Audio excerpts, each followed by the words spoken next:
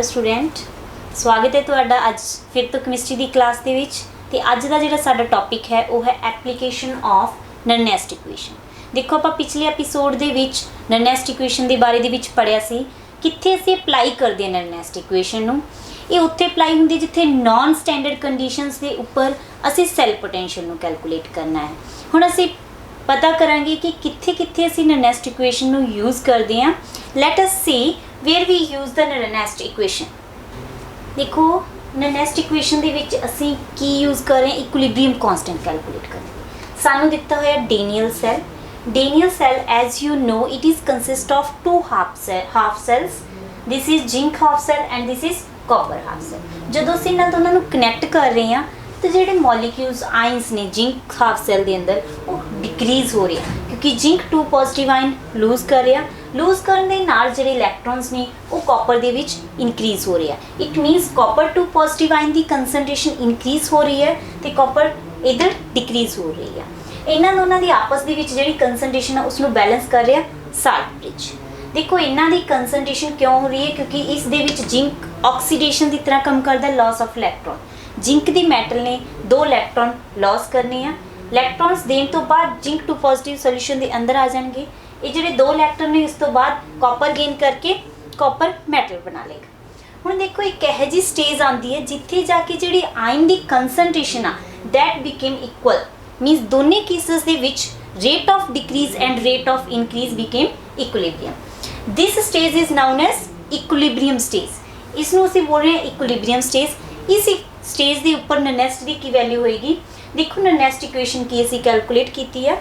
E cell at non-standard condition that is equal to E cell naught at standard conditions minus 2.303 RT NF log Q। As the concentration decrease, देखो concentration अगर decrease हो रही है it means the value of reaction quotients also changes। अगर reaction quotient ਦੀ value change ਹੋ ਰਹੀ है it means voltage 'ਚ भी change आएगा। voltage means ਜਿਹੜਾ ਅਸੀਂ voltmeter ਇੱਥੇ ਲਗਾਇਆ ਹੈ ਇਸ ਦੇ ਅੰਦਰ ਵੀ ਕੁਛ ਨਾ ਕੁਛ ਚੇਂਜ ਆਏਗਾ। ਜਦੋਂ ਇਕੁਇਲਿਬਰੀਅਮ ਸਟੇਜ ਪਹੁੰਚੇਗੀ ਨੰਬਰ ਆਫ ਆਇਨਸ ਦੋਨਾਂ ਦੇ ਵਿੱਚ ਇਕੁਅਲ ਹੋ ਜਾਣਗੇ ਤਾਂ ਕਰੰਟ ਫਲੋ ਕਰਨਾ ਬੰਦ ਕਰ ਦੇਗਾ। ਕਰੰਟ ਫਲੋ ਕਰਨਾ ਬੰਦ ਹੋ ਗਿਆ ਤਾਂ ਵੋਲਟਮੀਟਰ ਨੇ 0 ਰੀਡਿੰਗ ਸ਼ੋ ਕਰਨੀ ਹੈ। ਇਟ ਮੀਨਸ ਕਿ ਜਿਹੜਾ ਅਸੀਂ ਨਾਨ ਸਟੈਂਡਰਡ ਕੰਡੀਸ਼ਨਸ ਦੇ ਉੱਪਰ ਸੈੱਲ ਪੋਟੈਂਸ਼ੀਅਲ ਕੈਲਕੂਲੇਟ ਕੀਤਾ ਹੈ ਦੈਟ ਇਜ਼ 0। ਇਟ ਮੀਨਸ ਜਿਹੜਾ ਅਸੀਂ ਸੈੱਲ ਪੋਟੈਂਸ਼ੀਅਲ ਕੈਲਕੂਲੇਟ ਕੀਤਾ ਹੈ ਉਹ ਹੈ 0। ਅਸੀਂ ਇਸ ਦੀ ਵੈਲਿਊ ਨੂੰ 0 ਪੁੱਟ ਕਰਦੇ ਹਾਂ ਇਨ ਨਰਨੈਸਟ ਇਕੁਏਸ਼ਨ। ਨਰਨੈਸਟ ਇਕੁਏਸ਼ਨਸ ਦੇ ਵਿੱਚ ਅਸੀਂ ਇਸ ਦੀ ਵੈਲਿਊ ਨੂੰ 0 ਪੁੱਟ ਕਰਾਂਗੇ। ਆ ਸਾਰੀ ਟਰਮ ਐਜ਼ ਇਟ ਇਜ਼ ਅਸੀਂ ਇੱਕ ਸਾਈਡ ਲੈਵਾਂਗੇ। ਮੀਨਸ ਆ ਇੱਕ ਸੈੱਲ ਨਾਟ ਇਸ ਸਾਈਡ ਲੈਵਾਂਗੇ। ਮੀਨਸ ਜੋ ਨਾਨ ਸਟੈਂਡਰਡ ਕੰਡੀਸ਼ਨਸ ਤੇ cell potential C that became 0 ਤੇ ਸਾਡੀ ਵੈਲਿਊ ਆ ਗਈ ਐਟ ਇਕੁਇਲਿਬਰੀਅਮ ਦੇ ਉੱਤੇ। ਵੀ ਅਸੀਂ ਸੈੱਲ ਪੋਟੈਂਸ਼ੀਅਲ ਕਿਸ ਤਰੀਕੇ ਦੇ ਨਾਲ ਕੈਲਕੂਲੇਟ ਕਰਨਾ ਹੈ। ਇਕੁਇਲਿਬਰੀਅਮ ਦੇ ਉੱਤੇ ਹੁਣ ਇਕੁਇਲਿਬਰੀਅਮ ਕਾਂਸਟੈਂਟ ਵੀ ਹੋਏਗਾ। What is equilibrium constant?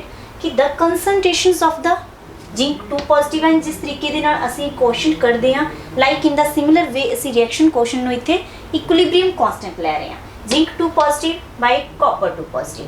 ਹੁਣ ਜਿਹੜੀ ਇਕੁਇਲਿਬਰੀਅਮ ਕਾਂਸਟੈਂਟ ਹੈ ਇੱਥੇ ਇਹੀ ਵੈਲਿਊ ਬਿਲਕੁਲ ਤਾਂ ਅਸੀਂ ਇਸ ਦੀ ਜਗ੍ਹਾ ਦੇ ਉੱਤੇ Kc ਨੂੰ ਪੁੱਟ ਕਰ ਦਾਂਗੇ। Kc means equilibrium constant. ਇਸ ਦੀ ਵੈਲਿਊ ਪੁੱਟ ਕਰਨ ਤੋਂ ਬਾਅਦ ਦੇਖੋ R T and NF। N means number of electron transfer. ਕਿੰਨੇ ਹੋ ਰਹੇ ਇਸ ਦੇ ਵਿੱਚ number of electron transfer that is 2। ਤਾਂ ਅਸੀਂ ਇੱਥੇ n ਦੀ ਵੈਲਿਊ 2 F ਫੈਰਾਡੇ ਕਾਂਸਟੈਂਟ ਸਾਨੂੰ ਪਤਾ ਸੀ ਪਿੱਛੇ ਕੀਤਾ। ਇਹ ਸਾਰੀਆਂ ਵੈਲਿਊਜ਼ ਅਸੀਂ ਇਸ ਦੇ ਅੰਦਰ ਪੁੱਟ ਕਰ ਦਾਂਗੇ। ਪੁੱਟ ਕਰਨ ਤੋਂ ਬਾਅਦ ਜਿਹੜੀ ਵੈਲਿਊ ਆਏਗੀ ਇੱਥੇ 0.059। ਅਸੀਂ ਇਸ ਤੋਂ ਫਿਰ log Kc ਦੀ ਵੈਲਿਊ ਕੱਢਾਂਗੇ ਰੀਅਰੇਂਜ ਕਰਕੇ। ਮੀਨਸ ਇਹ ਜਿਹੜੀ ਸਾਰੀ ਟਰਮ ਹੈ ਇਸ ਸਾਈਡ ਲੈ ਜਾਵਾਂਗੇ, ਉੱਪਰ ਵਾਲੀ ਟਰਮ ਨੀਚੇ ਲੈਵਾਂਗੇ ਤਾਂ ਸਾਡਾ ਜਿਹੜਾ ਇਕੁਇਲਿਬਰੀਅਮ ਕਾਂਸਟੈਂਟ ਹੈ ਉਸ ਦੀ ਵੈਲਿਊ ਇੰਨੀ ਆ ਰਹੀ ਹੈ। ਮੀਨਸ ਸਾਨੂੰ ਨਰਨੈਸਟ ਇਕੁਏਸ਼ਨ ਤੋਂ ਕੀ ਪਤਾ ਲੱਗਿਆ ਕਿ ਅਸੀਂ ਇਕੁਇਲਿਬਰੀਅਮ ਸਟੇਜ ਦੇ ਉੱਪਰ ਇਕੁਇਲਿਬਰੀਅਮ ਕਾਂਸਟੈਂਟ ਕੈਲਕੂਲੇਟ ਕਰ ਸਕਦੇ ਹਾਂ। Kc ਅਸੀਂ ਕੈਲਕੂਲੇਟ ਈਜ਼ੀਲੀ ਕਰ ਸਕਦੇ ਹਾਂ। ਹੁਣ ਦੇਖੋ now we will discuss about a numerical। in the numerical consider a galvanic cell made from a half cell using magnesium and nickel। ਸਾਡੇ ਕੋਲ ਹਾਫ ਸੈੱਲ ਹੈ ਜਿਸ ਦੇ ਵਿੱਚ ਅਸੀਂ ਮੈਗਨੀਸ਼ੀਅਮ ਤੇ ਅਸੀਂ ਨਿਕਲ ਯੂਜ਼ ਕੀਤਾ ਹੈ। ਦੇਖੋ ਇਹ ਤੁਹਾਨੂੰ ਸੈੱਲ ਰਿਐਕਸ਼ਨ ਦਿੱਤੀ ਹੈ। ਮੈਗਨੀਸ਼ੀਅਮ ਸੋਲਿਡ ਫੇਸ ਦੇ ਵਿੱਚ ਹੈ, 2 ਇਲੈਕਟ੍ਰੋਨ ਲਾਸ ਕਰ ਰਿਹਾ। ਕੰਸਨਟ੍ਰੇਸ਼ਨ 1 ਮੋਲਰ ਹੈ। ਦੋਨੇ ਸਾਈਡ ਅਸੀਂ ਕੰਸਨਟ੍ਰੇਸ਼ਨ 1 ਮੋਲਰ ਲੈ ਰਹੇ ਹਾਂ ਕਿਉਂਕਿ ਇਹ ਕੀ ਹੈ ਇਕੁਇਲਿਬਰੀਅਮ ਸਟੇਜ ਹੈ। The concentration of both the ions become equal. ਤਾਂ now what we have to calculate here? What is the equilibrium constant for this cell? एक तो इक्विलिब्रियम कांस्टेंट की है सैल का, ये सी कैलकुलेट करना है। Try to solve the problem on your own before proceed करन तो पहला तुसी खुद सोचो कि किस तरीके दे नाल तुसी इक्विलिब्रियम कांस्टेंट नु कैलकुलेट कर सकते हो। देखो मैग्नीशियम है, what is the process here, produce की केड़ा प्रोसेस हो रहा है, ऑक्सीडेशन और रिडक्शन। नॉर्मली सानू पता है कि मैग्नीशियम दा जेड़ा वो एनोड दे उत्ते हो रही है, ऑक्सीडेशन हो रही है क्योंकि जेड़ा मैग्नीशियम दा रिडक्शन पोटेंशियल है वो काफ़ी घट होंदा है। सो इट मीनस ये इलैक्ट्रॉन गेन नहीं करेगा, इलैक्ट्रॉन लॉस करेगा इसी। दैट्स वाई इधर देखो पोटेंशियल असी देख रहे हैं -2.36, that is very less.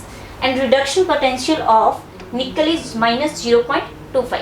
It means magnesium दे नाल निकल दा जेड़ा इलैक्ट्रोड पोटेंशियल है वो ज़्यादा है। इट मीनस एक ही करेगा, रिडक्शन करेगा, गेन ऑफ इलैक्ट्रॉन करेगा।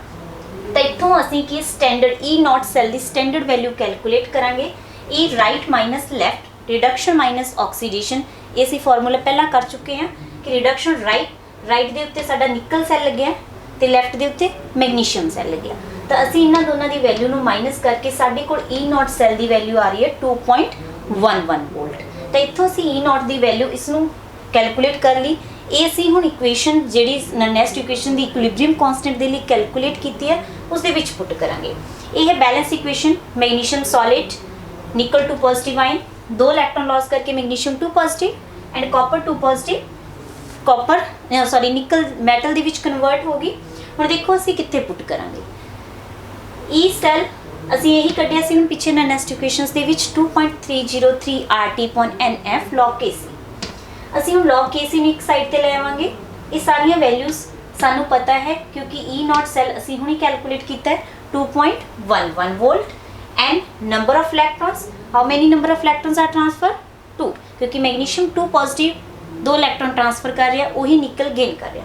तो 2 आएगी, इतने असी वैल्यू पुट करांगे एन की वैल्यू 2.11 इंटू 2 डिवाइड बाय 0.059। इस सारी चीज़ में असी सॉल्व करके 71.5 असी लॉग केसी की वैल्यू कढ़ ली।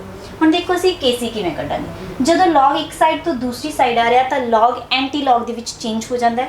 तो असी फिर एंटी लॉग दे टेबल के उत्तों इसकी वैल्यू नू कैलकुलेट करांगे।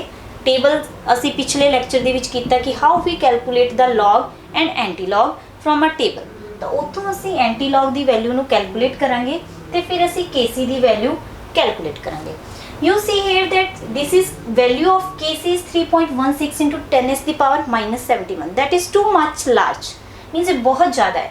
इसका की मतलब है, अगर Kc की वैल्यू बहुत ज़्यादा आ रही है that means the reaction proceed to greater extent.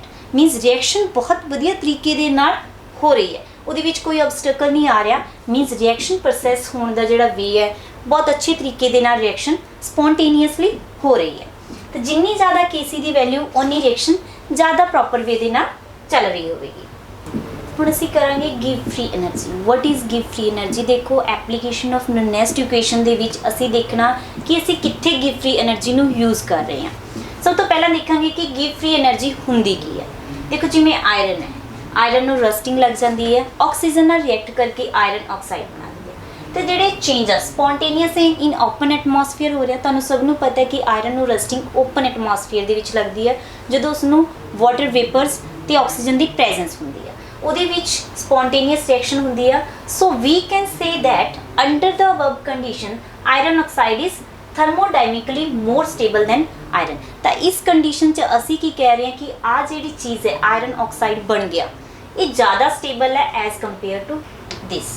तो इस चीज़ को एक्सप्रैस करने के लिए in order to express the above phenomenon the language of thermodynamics की लैंग्वेज के विच अकॉर्डिंग टू वर्क ऑफ इस साइंटिस्ट से जिसने इक्वेशन दी सी गिव फ्री एनर्जी, कि गिव फ्री एनर्जी का जो डेल्टा जी सिंबल है that is given by this scientist. इस साइंटिस्ट ने JW गिब्स ने USA का साइंटिस्ट सी 19th सेंचुरी के विच इस ते काम किया सी कि गिव फ्री एनर्जी हुंदी की है, कि इसने वर्क किया तो इसने कहा कि जी गिव फ्री एनर्जी है फाइनल स्टेट की that must be less than initially stage.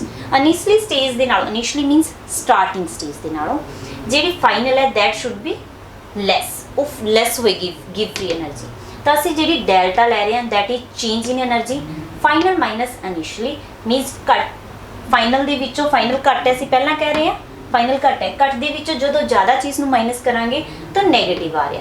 It मीनस कोई भी रिएक्शन नूं प्रसीड कराने दे लई अगर डेल्टा जी की वैल्यू आ वो नैगेटिव होएगी, अगर वो रिएक्शनस प्रॉपर वे दे नाल अगे जा रही है फेवरेबल है, मीनस रिएक्टेंट तो प्रोडक्ट बन रहा है, प्रोडक्ट बनना फेवरेबल कंडीशन है कि हाँ बनेगा, तो उस केस दे विच डेल्टा जी असीं नैगेटिव लवांगे। हुण डेल्टा जी हुंदी की है, देखो बच्चों delta G maximum work done है। असीं हुण इहदे विच की पढ़िया सी इलैक्ट्रोकैमिस्ट्री दे अंदर कि कैमिकल एनर्जी इलैक्ट्रिकल एनर्जी दे विच कन्वर्ट हो रही है due to movement of ion.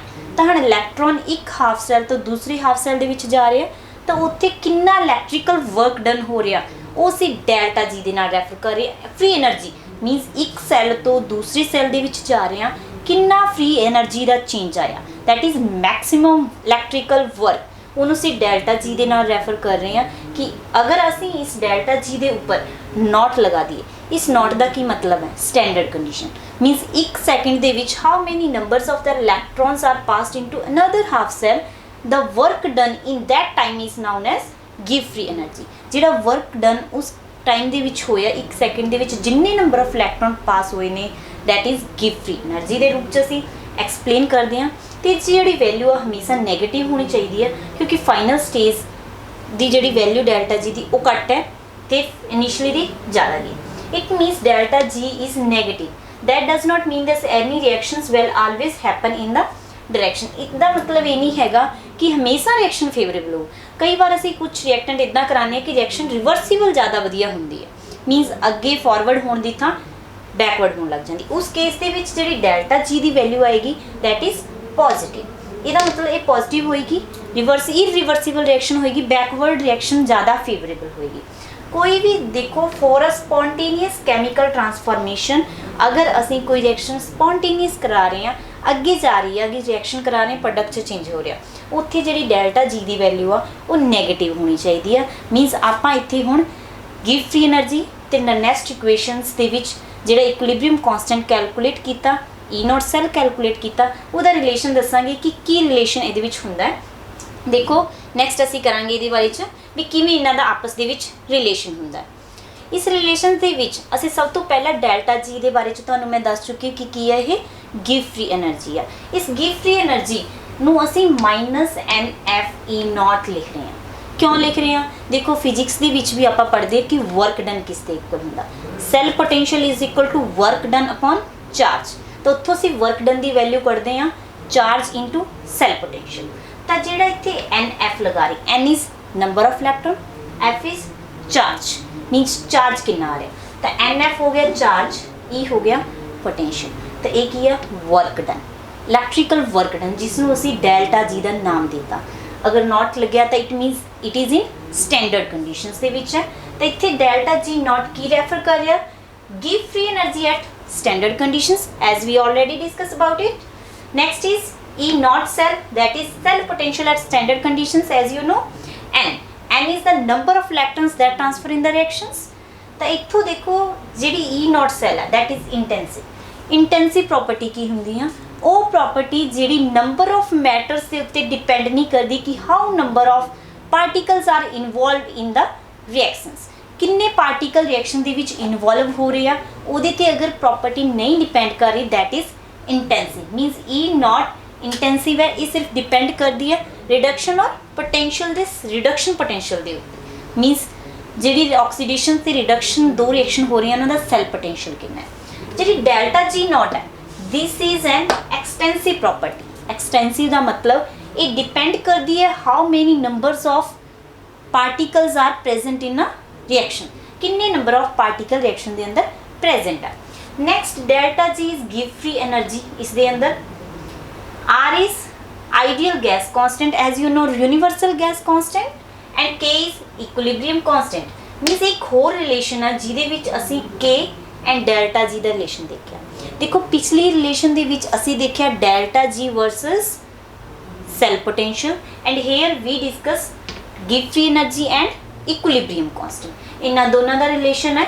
तो ये LNK आया कितों, सेल पोटेंशियल की वैल्यू पुट करके जिहड़ी असीं नेक्स्ट इक्वेशन तो कैलकुलेट की है वो असीं इत्थे पुट करके डेल्टा जी की वैल्यू कढ ली, के इक्विलिब्रियम कांस्टेंट। तो ये दो रिलेशन जिहड़े असीं याद रखने आ नेक्स्ट इक्वेशन तो ड्राइव कीते आ give free energy versus cell potential and give free energy versus equilibrium constant. इन्हां दोनों का जिहड़ा रिलेशन है इस याद करांगे, याद रखना है दिमाग दे विच, क्योंकि इन्हां दे नाल रिलेटेड असीं हुण न्यूमेरिकल भी डिस्कस करांगे, क्योंकि एग्जामिनेशन पॉइंट ऑफ व्यू तो दोनों ही रिलेशन इंपॉर्टेंट है। तुसीं ध्यान रखना है कि तुहानूं सेल पोटेंशियल दिता है या फिर इक्विलिब्रियम कांस्टेंट दिता है, तुहानूं पता लग जाएगा कि असीं किहड़ा रिलेशन उत्थे यूज़ करांगे। असीं न्यूमेरिकल ते आइए। Consider the following galvanic cell at 298 kelvin. असीं 298 केल्विन ते गैल्वेनिक सेल लै रहे हैं। सेल दे विच aluminium 3 positive, zinc 2 positive and zinc, दो हाफ सेल लै रहे हैं एल्यूमीनियम वर्सस जिंक का। देखो दोनों की कंसनट्रेशन सेम है, same means equilibrium constant Nernst equations दे विच जिहड़ा असीं कैलकुलेट कीता कि derivation of equilibrium constant from Nernst equation, ते इत्थे कढना की असीं कैलकुलेट द गिव्स free energy and equilibrium constant in this cell. इत्थे असीं गिव फ्री एनर्जी ते इक्विलिब्रियम कांस्टेंट कढना है। सानू सिर्फ सेल दिता है कि एल्यूमीनियम ते जिंक दा सानू सेल। सब तो पहला असीं देखांगे कि कित्थे ऑक्सीडेशन हो रही है, कित्थे रिडक्शन हो रही है। सब तो पहला असीं एल्यूमीनियम ते जिंक दा इलैक्ट्रोकैमिकल सीरीज़ दे विचों रिडक्शन पोटेंशियल कढांगे, दैट इज़ 1.66 वोल्ट एंड 0.76। देखो जिंक का रिडक्शन पोटेंशियल ज़्यादा है, जिसका रिडक्शन पोटेंशियल ज़्यादा है वो की करेगा, गेन ऑफ इलैक्ट्रॉन्स, मीनस उसने इलैक्ट्रॉन को गेन करना है, तो अदर की करेगा ऑक्सीडेशन, मीनस इसका रिडक्शन पोटेंशियल बहुत घट है, ईजिली इलैक्ट्रॉन गेन नहीं कर पाएगा। तो ये देखो असी फिर इन्होंने दोनों ये होएगा oxidation reaction and this is reduction. असी फिर इन्हों तो राइट माइनस लैफ्ट, राइट तो साडा की है जिंक, राइट तो साडी रिडक्शन हो रही है, तो राइट माइनस लेफ्ट असीं इन्हां दी वैल्यूज़ नूं पुट करके इत्थे 0.90 कैलकुलेट कर लिया। हुण असीं इस इक्वेशन नूं बैलेंस करांगे, क्योंकि जिहड़ा जिंक है वो 3 इलैक्ट्रॉन लॉस कर रहा तो जिंक 2 पॉजिटिव है, तो इट मीनस इस नूं बैलेंस करांगे कि how many number of electrons are transfer.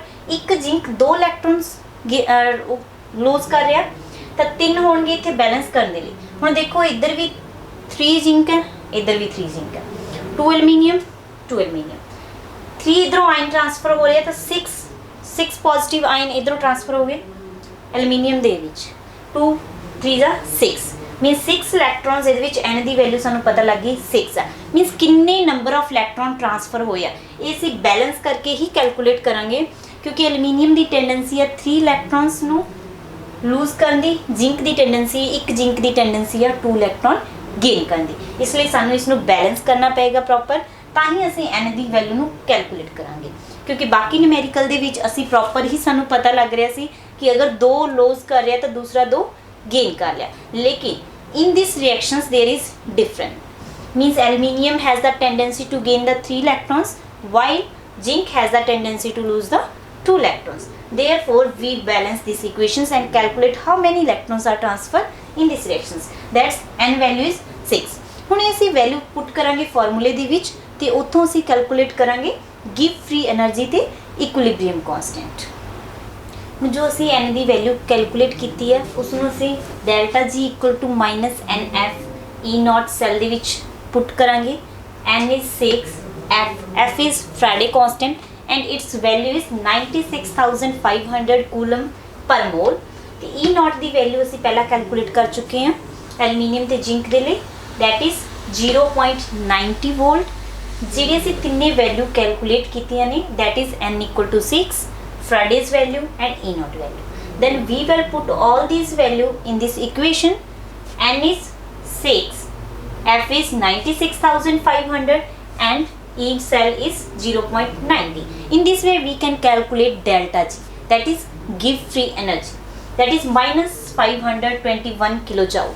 Minus the which आई है, it means the reaction is spontaneous in the forward reaction. Similarly we have to calculate the equilibrium constant. For equilibrium constant the formula that we have used here is E naught cell 2.303 RT upon NF log Kc. On rearranging this equation, we calculate log Kc, that is E naught cell n into 0.059. ये से 298 kelvin ते ले रहे हैं, it means at standard conditions के ऊपर ले रहे हैं। तो इतों असी जी वैल्यू है ई नॉट सैल की पहला ही कैलकुलेट कर चुके हैं 0.90।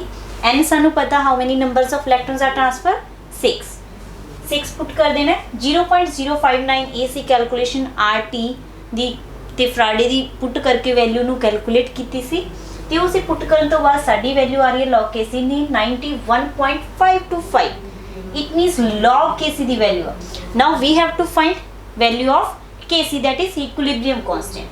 तो देन लॉग नू सी इस साइड तो इस साइड लेके आवांगे, मीन्स लॉग किस दे विच कन्वर्ट हो जाएगा एंटी लॉग दे विच।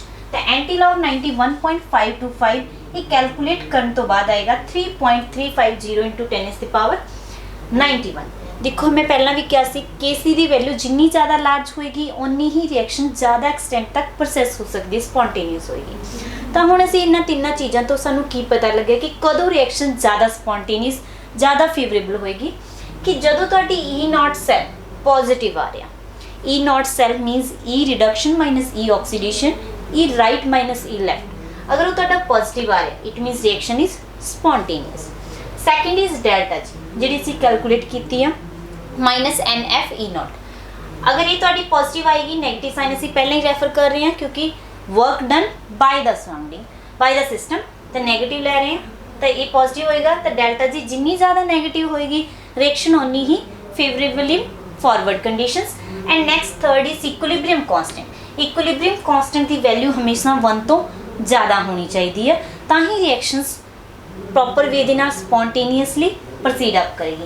ये तिन्ने वैल्यूज़ नू फॉलो करने तो बाद रिएक्शंस की है प्रॉपर वे दे नाल इलैक्ट्रॉन ट्रांसफर होणगे, मीनस इलैक्ट्रिसिटी कंडक्ट हो सकती है प्रॉपर वे दे नाल होएगी।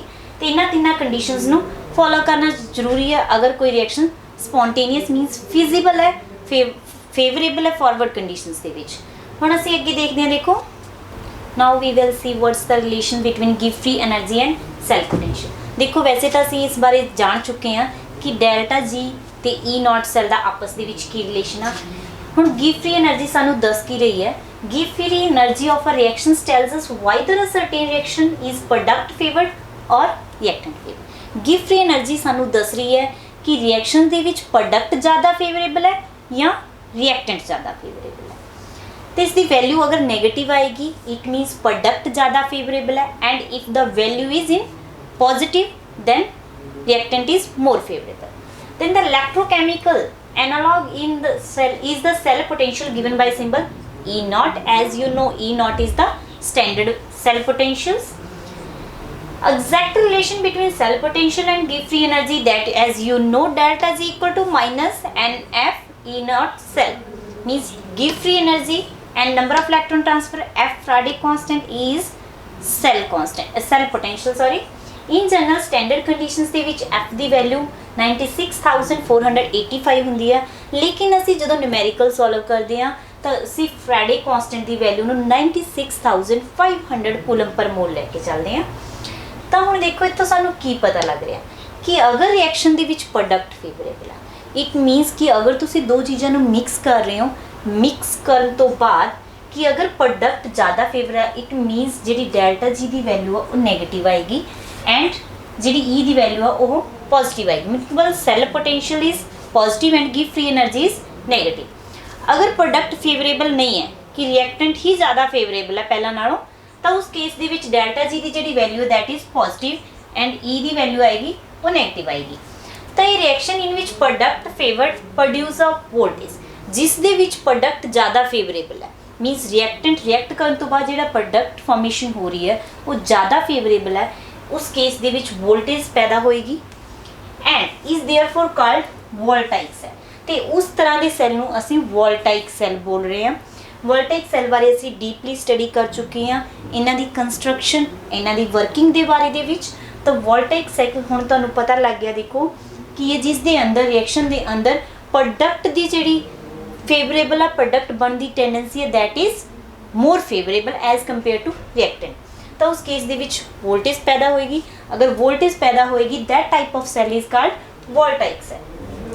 द रिएक्शन हुण देखो जिस रिएक्शन दे विच रिएक्टेंट ज़्यादा फेवरेबल है ज़्यादा फेवर्ड है can be driven forward by the application of greater opposite voltage. तो इस तरह के जो रिएक्शनस ने उन्होंने असीं कह रहे हैं इलैक्ट्रोलाइट सेल जिन्हां दे विच रिएक्टेंट ज़्यादा फेवरेबल हुंदा है प्रोडक्ट दे नालों, उस केस दे विच असीं उस तरह के सैल नूं बोल रहे हैं इलैक्ट्रोलाइट सैल।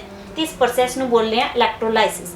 ਜਿਵੇਂ ਦੇਖੋ ਇਲੈਕਟ੍ਰੋਕੈਮੀਕਲ ਸੈੱਲ ਇਲੈਕਟ੍ਰਿਕ ਕੈਮੀਕਲ એનર્ਜੀ ਨੂੰ ਇਲੈਕਟ੍ਰੀਕਲ એનર્ਜੀ ਦੇ ਵਿੱਚ ਕਨਵਰਟ ਕਰ ਰਿਹਾ, ਉਹ ਵੋਲਟਾਇਕ ਸੈੱਲ ਦੇ ਵਿੱਚ ਆ ਜਾਂਦਾ ਹੈ। ਜਿਸ ਦੇ ਵਿੱਚ ਇਲੈਕਟ੍ਰੀਕਲ એનર્ਜੀ ਤੋਂ ਕੈਮੀਕਲ એનર્ਜੀ ਬਣ ਰਹੀ ਹੈ, ਮੀਨਸ ਰਿਐਕਟੈਂਟ ਜ਼ਿਆਦਾ ਫੇਵਰੇਬਲ ਆ, ਅਸੀਂ ਕਹਿ ਰਹੇ ਹਾਂ ਇਲੈਕਟ੍ਰੋਲਾਈਸਿਸ। ਹੁਣ ਅਸੀਂ ਅੱਗੇ ਆਪਸ ਦੇ ਵਿੱਚ ਦੇਖਦੇ ਹਾਂ ਕਿ ਤਿੰਨਾਂ ਦਾ ਆਪਸ ਦੇ ਵਿੱਚ ਕੀ ਰਿਲੇਸ਼ਨ ਆ, ਤਿੰਨਾਂ ਦੇ ਫਾਰਮੂਲੇ ਅਸੀਂ ਕਿਸ ਤਰੀਕੇ ਦੇ ਨਾਲ ਯਾਦ ਰੱਖ ਸਕਦੇ ਹਾਂ ਫॉर ਅ ਲੌਂਗ ਟਾਈਮ। ਦੇਖੋ E0 cell, delta G0 and K equilibrium constant, ਤਿੰਨਾਂ ਦਾ ਆਪਸ ਦੇ ਵਿੱਚ ਰਿਲੇਸ਼ਨ ਕੀ ਹੈ। E0 ਸੈੱਲ ਤੇ K ਆਪਸ ਦੇ ਵਿੱਚ ਰਿਲੇਸ਼ਨ 'ਚ ਨੇ। E0 cell RTNF ln K, ਤੇ ਤੁਸੀਂ ਜਿਹੜਾ ਨੈਚੁਰਲ ਲੌਗ ਬਣਾ ਲਓਗੇ 2.303 ਦੇ ਨਾਲ ਮਲਟੀਪਲਾਈ ਕਰਕੇ। ਹੁਣ E0 ਸੈੱਲ ਤੇ ਡੈਲਟਾ G0 ਦਾ ਆਪਸ 'ਚ ਕੀ ਰਿਲੇਸ਼ਨ ਹੈ, delta G0 equal to minus FE0 cell. Third delta G0 ਤੇ K ਦਾ ਆਪਸ ਦੇ ਵਿੱਚ ਕੀ ਰਿਲੇਸ਼ਨ ਹੈ, delta G0 minus RT ln K। It means ਕਿ E0 ਸੈੱਲ ਇਕੁਇਲਿਬ੍ਰੀਅਮ ਕਾਂਸਟੈਂਟ ਔਰ ਗਿਵ ਫ੍ਰੀ એનર્ਜੀ, ਇਹ ਤਿੰਨੇ ਆਪਸ ਦੇ ਵਿੱਚ ਇੱਕ ਟ੍ਰਾਈਐਂਗਲ ਬਣਾ ਰਹੇ ਨੇ, ਆਪਸ ਦੇ ਵਿੱਚ ਕਿਤੇ ਨਾ ਕਿਤੇ ਇੱਕ ਦੂਸਰੇ ਨਾਲ ਰਿਲੇਸ਼ਨ ਦੇ ਵਿੱਚ ਨੇਗੇ। ਮੀਨਸ E0 ਸੈੱਲ ਦਾ ਤੁਹਾਨੂੰ ਪਤਾ ਹੀ ਹੈ ਅਸੀਂ ਕਿਸ ਤਰੀਕੇ ਦੇ ਨਾਲ ਕੈਲਕੂਲੇਟ ਕਰਦੇ ਹਾਂ, cathode minus anode, right minus left, reduction minus oxidation. ਤੇ ਇਸ ਤਰੀਕੇ ਦੇ ਨਾਲ ਅਸੀਂ ਇਹਨਾਂ ਤਿੰਨਾਂ ਦੇ ਰਿਲੇਸ਼ਨ ਨੂੰ ਯਾਦ ਰੱਖਣਾ ਹੈ, ਗਿਵ ਫ੍ਰੀ એનર્ਜੀ ਦਾ, ਇਕੁਇਲਿਬ੍ਰੀਅਮ ਕਾਂਸਟੈਂਟ ਦਾ ਤੇ ਸੈੱਲ ਪੋਟੈਂਸ਼ੀਅਲ ਦਾ। ਇਸੇ ਨਰਨੈਸਟ ਇਕੁਏਸ਼ਨਸ ਦੀ ਐਪਲੀਕੇਸ਼ਨ ਦੇ ਅੰਦਰ ਆ ਰਹੇ ਸੀ ਕਿ ਐਪਲੀਕੇਸ਼ਨ ਕਿੱਥੇ ਯੂਜ਼ ਹੁੰਦੀ ਹੈ। ਤਾਂ ਹੁਣ ਤੁਹਾਨੂੰ ਪਤਾ ਲੱਗ ਗਿਆ ਤਿੰਨ ਜਗ੍ਹਾ ਤੇ ਯੂਜ਼ ਹੋ ਰਹੀ ਹੈ, ਗਿਵ ਫ੍ਰੀ એનર્ਜੀ ਯੂਜ਼ ਕਰਨ ਦੇ ਲਈ, ਸੈੱਲ ਪੋਟੈਂਸ਼ੀਅਲ ਕੈਲਕੂਲੇਟ ਕਰਨ ਦੇ ਲਈ at non standard conditions, and for equilibrium constant, equilibrium constant ਨੂੰ ਕੈਲਕੂਲੇਟ। ਹੁਣ ਆਪਾਂ ਨਿਊਮੈਰੀਕਲ ਦੇਖਦੇ ਹਾਂ ਇਸ ਦੇ ਨਾਲ ਰਿਲੇਟਡ ਕੁਐਸਚਨ ਹੈ, if the standard cell potential at 298 kelvin is 1.10। ਸਭ ਤੋਂ ਪਹਿਲਾਂ ਦੇਖੋ ਨਿਊਮੈਰੀਕਲ ਪੜ੍ਹਨ ਤੋਂ ਪਹਿਲਾਂ, ਨਿਊਮੈਰੀਕਲ ਪੜ੍ਹਦੇ ਸਾਰੇ ਦੇਖੋ ਕਿ ਤੁਹਾਨੂੰ ਕੀ ਗਿਵਨ ਹੈ। ਸਭ ਤੋਂ ਪਹਿਲਾਂ ਦੇਖੋ ਸਾਨੂੰ ਇਹ ਪਤਾ ਲੱਗ ਗਿਆ ਕਿ ਸਟੈਂਡਰਡ ਸੈੱਲ ਪੋਟੈਂਸ਼ੀਅਲ ਸਾਨੂੰ ਦਿੱਤਾ ਹੋਇਆ that is 1.10 volt and it is at standard conditions। next for the following reaction ਤੁਹਾਨੂੰ ਦਿੱਤੀ ਹੈ zinc plus copper to positive, zinc to positive and copper, it means zinc electron loss ਕਰ ਰਹੀ ਹੈ, it means oxidation, and copper electron gain कर रही है, it means reduction। तो then what is the change in give free energy? give free energy ਦੇ ਵਿੱਚ ਕਿੰਨਾ ਚੇਂਜ ਆਇਆ ਜਦੋਂ ਇਲੈਕਟ੍ਰੋਨ ਜ਼ਿੰਕ ਤੋਂ ਕਾਪਰ ਤੋਂ ਜ਼ਿੰਕ ਦੇ ਵਿੱਚ ਕਨਵਰਟ ਹੋ ਰਹੇ, ਇਲੈਕਟ੍ਰੋਨ ਟ੍ਰਾਂਸਫਰ ਹੋ ਰਹੇ ਜ਼ਿੰਕ ਟੂ ਕਾਪਰ, ਤਾਂ ਕਿੰਨਾ એનર્ਜੀ ਦਾ ਚੇਂਜ ਆਇਆ, ਮੀਨਸ ਕਿੰਨਾ ਇਲੈਕਟ੍ਰੀਕਲ ਵਰਕ ਕੀਤਾ ਗਿਆ, ਉਹ ਅਸੀਂ ਕੈਲਕੂਲੇਟ ਕਰਨਾ ਹੈ। ਸਭ ਤੋਂ ਪਹਿਲਾਂ ਦੇਖੋ ਸਾਨੂੰ ਫਾਰਮੂਲਾ ਯਾਦ ਆਉਣਾ ਚਾਹੀਦਾ ਹੈ ਕਿ ਸੈੱਲ ਪੋਟੈਂਸ਼ੀਅਲ ਤੇ ਜੀ ਦਾ ਆਪਸ ਦੇ ਵਿੱਚ ਕੀ relation, that is minus NFE0। Reaction लिख लो हाफ, सानू वैसे ही पता है कि कितने ऑक्सीडेशन हो रही है, कितने रिडक्शन हो रही है। जिंक अपने इलैक्ट्रॉन लॉस कर रहा है, जिंक टू पॉजिटिव बना रहा है, इट मीनस इतने ऑक्सीडेशन हो रही है। कॉपर टू पॉजिटिव, दो इलैक्ट्रॉन जो जिंक लॉस कर रहे हैं उन्होंने गेन करने तो बाद कॉपर मैटल बना रहा है। हुण N number of moles of electrons, how many numbers of electron transfer, zinc तो सानू पता लग रहा है 2 इलैक्ट्रॉन ट्रांसफर हो रहे हैं, तो असीं इत्थे 2 लिखांगे। N Faraday constant 96,500 coulomb per mole, ਤੇ E0 ਸੈੱਲ ਸਾਨੂੰ ਗਿਵਨ ਹੈ ਵੋਲਟ ਦੇ ਵਿੱਚ। ਤਾਂ ਇਹਨਾਂ ਤਿੰਨਾਂ ਚੀਜ਼ਾਂ ਨੂੰ ਅਸੀਂ ਇੱਥੇ ਪੁੱਟ ਕਰਾਂਗੇ -2 96,500 ਕੂਲਮ ਪਰ mall and E0 cell that is ਤੁਹਾਨੂੰ ਸੈੱਲ ਪੋਟੈਂਸ਼ੀਅਲ ਦੀ ਵੈਲਿਊ ਦਿੱਤੀ ਹੈ। ਇਸ ਸਾਰੀ ਵੈਲਿਊ ਨੂੰ ਕੈਲਕੂਲੇਟ ਕਰਨ ਤੋਂ ਬਾਅਦ ਸਾਡੇ ਕੋਲ ਵੈਲਿਊ ਆ ਰਹੀ ਹੈ ਐਂਡ ਇਹ ਹੈ ਜਾਊਲ ਪਰ ਮੋਲ। ਇਸ ਨੂੰ ਅਸੀਂ kg ਦੇ ਵਿੱਚ ਕਨਵਰਟ ਕਰਾਂਗੇ, kg ਪਰ ਮੋਲ ਕਿਲੋ ਜਾਊਲ ਪਰ mall.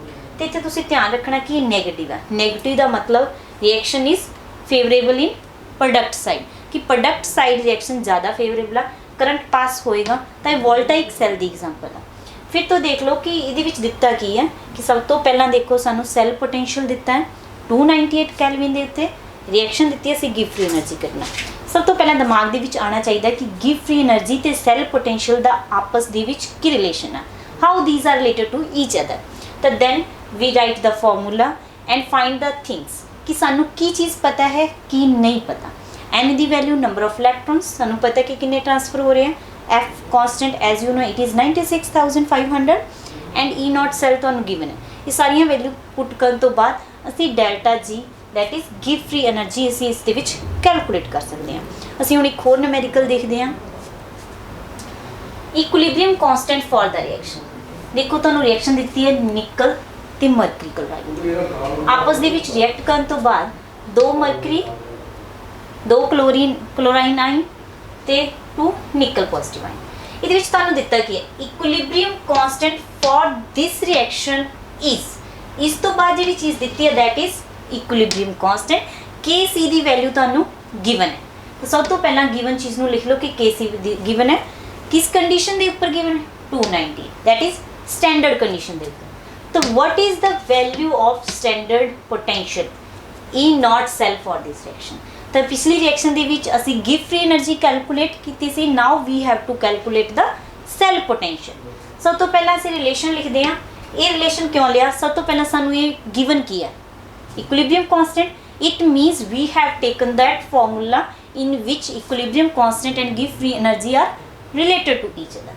So in this we use this formula and put the value R, that is universal gas constant, and its value is 8.314 joule per Kelvin per mole.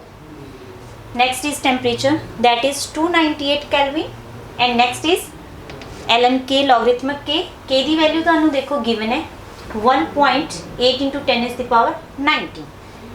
ਇਹਨੂੰ calculate ਕਰਨ ਤੋਂ ਬਾਅਦ log ਦੀ value ਅਸੀਂ table ਦੇ ਵਿੱਚੋਂ calculate ਕਰ ਲਾਂਗੇ, ਤੇ ਇੱਥੇ ਨੈਚੁਰਲ ਲੌਗ 'ਚ ਕਨਵਰਟ ਕਰਨਾ ਜ਼ਰੂਰੀ ਹੈ, ਇਸ ਲਈ ਅਸੀਂ 2.303 ਨਾਲ ਮਲਟੀਪਲਾਈ ਕਰਾਂਗੇ। ਇਹ ਸਾਰੀ ਵੈਲਿਊ ਕੈਲਕੂਲੇਟ ਕਰਨ ਤੋਂ ਬਾਅਦ ਸਾਡੇ ਕੋਲ ਇਹ ਵੈਲਿਊ ਆ ਗਈ ਐਨੀ ਜਾਊਲ ਪਰ ਮੋਲ। ਤੇ ਇਸ ਨੂੰ ਅਸੀਂ ਪਹਿਲਾਂ ਪਾਵਰਸ ਦੇ ਵਿੱਚ ਕਨਵਰਟ ਕਰ ਲਾਂਗੇ, ਕਿਉਂਕਿ ਅਸੀਂ ਮੋਸਟਲੀ ਜੋ ਪੁਆਇੰਟ ਹੈ 1 ਡਿਜਿਟ ਛੱਡ ਕੇ ਹੀ ਲਗਾਉਂਦੇ ਨਿਊਮੈਰੀਕਲ ਦੇ ਵਿੱਚ, ਤਾਂ ਪੁਆਇੰਟ ਅਸੀਂ ਛੱਡ ਕੇ ਲਗਾਏ। ਹੁਣ ਸਾਨੂੰ ਇੱਥੋਂ ਕੀ ਪਤਾ ਲੱਗ ਗਈ, ਗਿਵ ਫ੍ਰੀ એનર્ਜੀ ਕੱਢਣਾ ਕੀ ਹੈ ਅਸੀਂ, ਸੈਲ ਪੋਟੈਂਸ਼ੀਅਲ।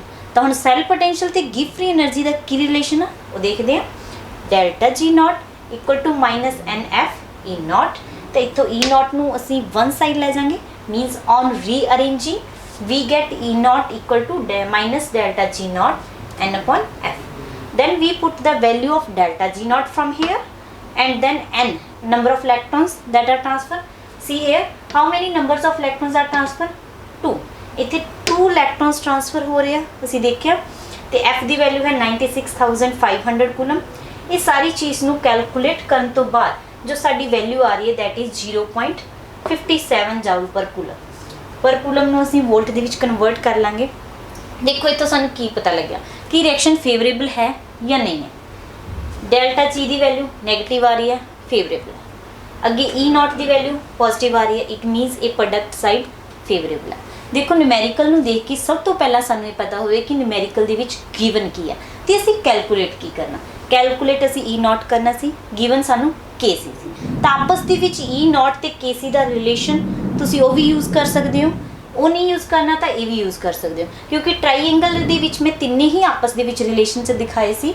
ਜ਼ਰੂਰੀ ਨਹੀਂ ਕਿ ਅਸੀਂ ਇਸ ਮੈਥਡ ਦੇ ਨਾਲ ਹੀ ਵੈਲਿਊ ਕੱਢ ਸਕਦੇ ਹਾਂ, ਅਸੀਂ ਉਸ ਮੈਥਡ ਦੇ ਨਾਲ ਵੀ ਕੱਢ ਸਕਦੇ ਹਾਂ RT/NF ln Kc ਵਾਲੇ ਫਾਰਮੂਲੇ ਦੇ ਨਾਲ ਵੀ, ਤੇ ਇਸ ਤਰੀਕੇ ਦੇ ਨਾਲ ਡੈਲਟਾ G ਕੱਢਣ ਤੋਂ ਬਾਅਦ ਵੀ ਅਸੀਂ E ਨੋਟ ਸੈਲ ਕੈਲਕੂਲੇਟ ਕਰ ਸਕਦੇ ਹਾਂ। ਹੁਣ ਆਪਾਂ ਕਰਦੇ ਹਾਂ ਰੀਕੈਪਚੁਲੇਟ ਕਿ ਅੱਜ ਅਸੀਂ ਪੂਰੇ ਐਪੀਸੋਡ ਦੇ ਵਿੱਚ ਕੀ ਕੁਝ ਕੀਤਾਗਾ। ਦੇਖੋ ਸਭ ਤੋਂ ਪਹਿਲਾਂ ਅਸੀਂ ਸਾਡਾ ਟੌਪਿਕ ਸੀ application of Nernst equation. Nernst equation ਕਿੱਥੇ ਯੂਜ਼ ਹੁੰਦੀ ਹੈ? ਦੇਖੋ ਨਰਨੈਸਟ ਇੱਕ ਸਾਇੰਟਿਸਟ ਸੀ ਜਿਸ ਨੂੰ 1920 ਦੇ ਵਿੱਚ ਨੋਬਲ ਪ੍ਰਾਈਜ਼ ਮਿਲਿਆ ਸੀ ਆਪਣੀ ਇਸ ਨਰਨੈਸਟ ਇਕੁਏਸ਼ਨ ਦੇ ਲਈ। ਮੀਨਸ ਉਸਨੇ ਕੀ ਦੱਸਿਆ ਸੀ ਕਿ ਨਾਨ ਸਟੈਂਡਰਡ ਕੰਡੀਸ਼ਨ ਦੇ ਵਿੱਚ ਸੈਲ ਪੋਟੈਂਸ਼ੀਅਲ ਅਸੀਂ ਕਿਵੇਂ ਕੈਲਕੂਲੇਟ ਕਰਾਂਗੇ। ਤਾਂ ਅੱਜ ਅਸੀਂ ਉਸਦੀ ਐਪਲੀਕੇਸ਼ਨ ਸਭ ਤੋਂ ਪਹਿਲਾਂ ਡਿਸਕਸ ਕਰਨਾ ਸਟਾਰਟ ਕੀਤਾ ਸੀ ਕਿ ਅਸੀਂ ਇਕੁਇਲਿਬਰੀਅਮ ਕਾਂਸਟੈਂਟ ਕਿਵੇਂ ਕੈਲਕੂਲੇਟ ਕਰਾਂਗੇ। ਇਕੁਇਲਿਬਰੀਅਮ ਕਾਂਸਟੈਂਟ ਕਿ ਜਦੋਂ ਆਇਨ ਦੀ ਕੰਸਨਟ੍ਰੇਸ਼ਨ ਸੇਮ ਹੋ ਜਾਂਦੀ ਹੈ ਤਾਂ ਉਸ ਕੇਸ 'ਚ ਇਕੁਇਲਿਬਰੀਅਮ ਸਟੇਜ ਆ ਜਾਂਦੀ ਹੈ। ਉਸ ਇਕੁਇਲਿਬਰੀਅਮ ਸਟੇਜ ਦੇ ਉੱਪਰ ਅਸੀਂ ਕਿੱਦਾਂ ਕੈਲਕੂਲੇਟ ਕਰਾਂਗੇ, ਕਿਉਂਕਿ ਕਰੰਟ ਫਲੋ ਕਰਨਾ ਬੰਦ ਕਰ ਦੇਗਾ। ਕਰੰਟ ਨੂੰ ਬੰਦ ਕਰਨ ਤੋਂ ਬਾਅਦ ਵੋਲਟੇਜ 0 ਹੋ ਜਾਏਗੀ, ਤਾਂ ਉਸ ਕੇਸ ਦੇ ਵਿੱਚ ਅਸੀਂ ਨਾਨ ਸਟੈਂਡਰਡ ਕੰਡੀਸ਼ਨਸ ਦੇ ਵਿੱਚ E ਨੋਟ ਦੀ ਵੈਲਿਊ ਨੂੰ 0 ਪੁੱਟ ਕਰਕੇ ਅਸੀਂ ਇਕੁਇਲਿਬਰੀਅਮ ਕਾਂਸਟੈਂਟ ਤੇ ਨਰਨੈਸਟ ਇਕੁਏਸ਼ਨ ਦਾ ਆਪਸ ਦੇ ਵਿੱਚ ਰਿਲੇਸ਼ਨ ਕੱਢਿਆ ਡੇਨੀਅਲ ਸੈਲ ਦੇ ਅੰਦਰ। ਤੇ ਉਸ ਤੋਂ ਬਾਅਦ ਆਪਾਂ ਨੇ ਗਿਵ ਫ੍ਰੀ એનર્ਜੀ ਤੇ ਨਰਨੈਸਟ ਇਕੁਏਸ਼ਨ ਮੀਨਸ Kc ਦੀ ਵੈਲਿਊ ਨੂੰ ਆਪਸ ਦੇ ਵਿੱਚ ਰਿਲੇਸ਼ਨ ਚ ਦਿਖਾਇਆ। E ਨੋਟ ਸੈਲ ਪੋਟੈਂਸ਼ੀਅਲ ਤੇ ਗਿਵ ਫ੍ਰੀ એનર્ਜੀ ਦਾ ਆਪਸ ਦੇ ਵਿੱਚ ਕੀ ਰਿਲੇਸ਼ਨ ਸੀ। ਦੇਖੋ ਗਿਵ ਫ੍ਰੀ એનર્ਜੀ ਬਹੁਤ ਈਜ਼ੀ ਹੈ ਕਿ ਮੈਕਸਿਮਮ ਵਰਕ ਡਨ ਹੈ। ਇਹਨੂੰ ਕਦੇ ਵੀ એનર્ਜੀ ਦੀ ਟਰਮ 'ਚ ਲਿਖ ਰਹੇ ਹਾਂ, ਮੀਨਸ ਕਿੰਨਾ ਵਰਕ ਹੋਇਆ that is in term of free energy. ਉਹਨੂੰ એનર્ਜੀ ਦੀ ਟਰਮ 'ਚ ਲੈ ਰਹੇ ਹਾਂ ਜਦੋਂ ਇਲੈਕਟ੍ਰੋਨ ਟ੍ਰਾਂਸਫਰ ਹੋ ਰਹੇ ਆ 1 ਸੈਕਿੰਡ ਦੇ ਵਿੱਚ। How many numbers of electron transfer, ਕਿ ਮੈਕਸਿਮਮ ਇਲੈਕਟ੍ਰੀਕਲ ਵਰਕ ਜਿਹੜਾ ਕੀਤਾ ਗਿਆ ਉਹ ਡੈਲਟਾ G ਦੇ ਨਾਲ ਰੈਫਰ ਕੀਤਾ। ਤੇ ਉਸਨੂੰ ਆਪਾਂ ਰਿਲੇਸ਼ਨ ਦੇਖਿਆ ਕਿ ਜਦੋਂ ਉਹ ਇਨੀਸ਼ੀਅਲੀ ਸਟੇਜ ਆ ਉਹ ਘੱਟ ਸਟੇਬਲ ਹੈ, ਤੇ ਜਦੋਂ ਫਾਈਨਲ ਸਟੇਜ ਆ ਉਹ ਜ਼ਿਆਦਾ ਸਟੇਬਲ ਹੈ। ਆਇਰਨ ਦੀ ਗੱਲ ਕੀਤੀ, ਰਸਟਿੰਗ ਦੀ ਗੱਲ ਕੀਤੀ, ਰਸਟਿੰਗ ਦੇ ਵਿੱਚ ਜ਼ਿਆਦਾ ਸਟੇਬਲ ਹੈ, ਤੇ ਇਟ ਮੀਨਸ ਡੈਲਟਾ G ਘੱਟ ਹੈ ਉਹਦੇ ਲਈ। ਤਾਂ ਅੱਗੇ ਅਸੀਂ ਗਿਵ ਫ੍ਰੀ એનર્ਜੀ ਤੇ ਸੈਲ ਪੋਟੈਂਸ਼ੀਅਲ ਦੇ ਰਿਲੇਸ਼ਨ ਨੂੰ ਡੀਪਲੀ ਕੀਤਾ ਕਿ ਅਗਰ ਨੈਗੇਟਿਵ ਆ ਰਹੀ ਹੈ ਤਾਂ ਇਹਦਾ ਕੀ ਮਤਲਬ ਹੈ। ਮਤਲਬ ਹੈ ਕਿ ਰਿਐਕਟੈਂਟ ਜਿਹੜਾ ਪ੍ਰੋਡਕਟ ਹੈ ਉਹ ਜ਼ਿਆਦਾ ਫੇਵਰੇਬਲ ਆ ਤੇ ਉਹ ਵੋਲਟਾਈਕ ਸੈੱਲ ਆ।